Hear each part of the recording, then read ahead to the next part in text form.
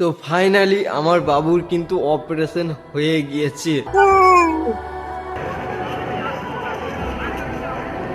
তারিখটা ছিল 5/6/2025, যখন আমার বাবু প্রথম এই পৃথিবীর আলো দেখে। নার্সরা বলছিল তোমার ছেলে হয়েছে। শুনে অনেকটা খুশি হয়েছিলাম, কিন্তু সেই খুশিটা খুশি ছিল না। বাবুকে দেখার পর আমি তো ভেবেই নিয়েছিলাম আমার বাবুটা কোনোদিনও হয়তো হাঁটতে পারবে না। নিজের প্রতি ঘেন্না হয়েছিল যে আমি এতটাই কুপয়া, আমার এতটাই ভাগ্যটা খারাপ যে আমাদের ঘরে এরকম একটা সন্তান এসেছে। অনেকটা খারাপ লেগেছে, হাল ছাড়িনি, ভেবে নিলাম কিছু একটা করব। 1 মাস পর দীপের সাথে আমার যোগাযোগ হয়।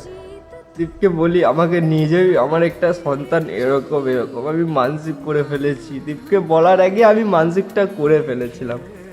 বাস দীপের সাথে যাই, কিন্তু সেইখানেও আমার ভাগ্যটা আমার সঙ্গে দিল না।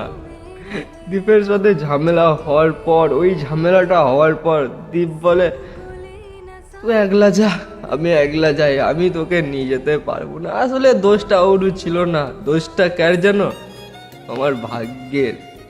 হাল ছাড়িনি, একলাই বেরিয়ে পড়লাম মহাদেবের কাছে।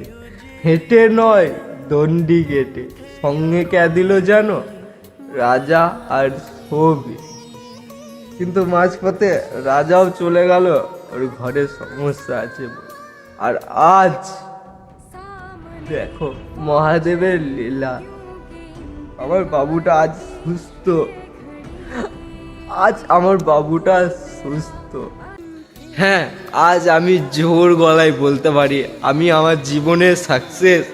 আমার মহাদেব আমাকে বেশি কষ্ট দেয়নি। আমি জানতাম কাল সন্ধ্যে 7টায় আমার বাবুর অপারেশন হয়েছে।